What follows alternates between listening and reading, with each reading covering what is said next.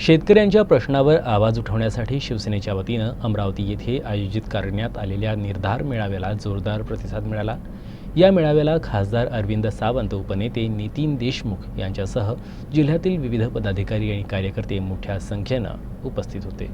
तत्कालीन मुख्यमंत्र्यांच्या सहीने शेतकऱ्यांना पत्र देण्यात आलं होतं की तुमची कर्जमाफी झाली आहे। मात्र आजही अनेक शेतकऱ्यांना प्रत्यक्षात कर्जमाफी मिळाली नाही असं ते म्हणाले। याशिवाय शेतमालाला भाव न मिळणे, कर्जमाफीची अन्यायकारक अंमलबजावणी यासारख्या मुद्द्यांवर लक्ष वेधून पश्चिम विदर्भातील बुलढाणा, यवतमाळ, अकोला, अमरावती, वाशिम आणि वर्धा या जिल्ह्यांमध्ये शिवसेनेच्या वतीनं 2 मे रोजी ट्रॅक्टर मार्च काढण्यात येणार असल्याची माहिती त्यांनी दिली।